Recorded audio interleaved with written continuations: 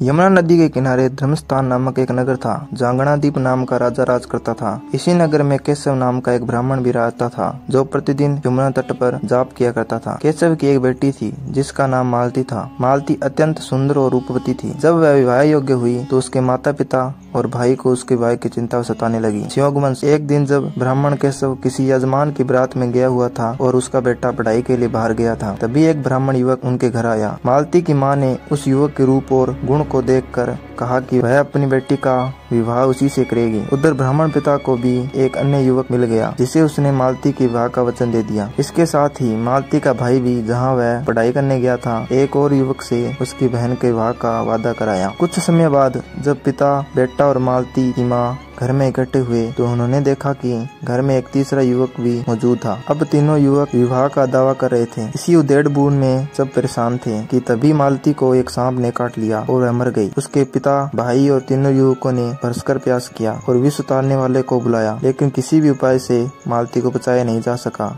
सब निराश होकर अपने अपने रास्ते चले गए। दुखी होकर वे लोग मालती का अंतिम संस्कार करने शमशान पहुंचे। मालती का अंतिम संस्कार कर दिया गया। इसके बाद तीनों युवकों में से एक ने उसकी हड्डियां चुन ली और फकीर बनकर जंगल में चला गया। दूसरा युवक उसकी राख की घंटी बांधकर वहीं एक झोंपड़ी बनाकर रहने लगा और तीसरा युवक योगी बनकर देश देश घूमने निकल पड़ा। कुछ समय बाद तीसरा युवक घूमते घूमते एक नगर में पहुंचा और वहाँ एक ब्राह्मण के घर भोजन के लिए बैठा। जैसे ही ब्राह्मण की पत्नी भोजन परोसने आई, उसका छोटा लड़का उसका आंचल पकड़कर बैठ गया। माँ ने उसे समझाया और मारा पीटा, लेकिन वह नहीं माना। गुस्से में आकर ब्राह्मण की पत्नी ने उसे उठाकर जलते हुए चूल्हे में पटक दिया, जिससे वह लड़का जलकर राख हो गया। यह देखकर युवक बिना भोजन किए उठ खड़ा हुआ और भोजन करने से मना कर दिया। ब्राह्मण की पत्नी ने उसे बहुत समझाया, लेकिन वह टस से मस नहीं हुआ। तभी ब्राह्मण भीतर गया और संजीवनी विद्या की एक पोथी लेकर आया। उसने मंत्र पढ़ा और चूल्हे में जल चुका लड़का फिर से जीवित हो गया। यह देखकर युवक ने सोचा कि यदि उसके हाथ यह पोथी लग जाए तो वह भी मालती को जीवित कर सकता है। रात होने पर जब सब सो गए, चुपके से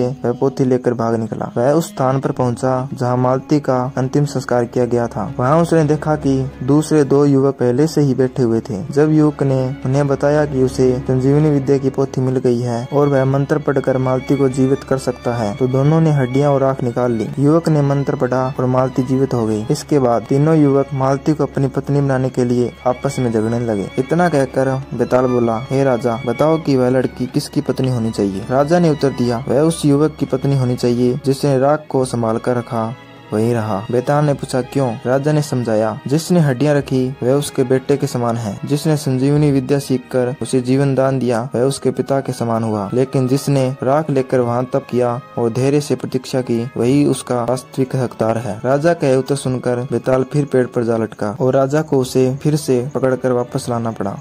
बेताल ने तीसरी कहानी सुनानी शुरू की। दोस्तों, आगे की कहानी सुनने के लिए हमारे चैनल को सब्सक्राइब कर लें और बगल के बेल आइकन को ऑन कर दें, ताकि हमारी आगे आने वाली वीडियो आप तक पहुंच सके। और हमारी वीडियो अच्छी लगी हो तो एक लाइक जरूर करें।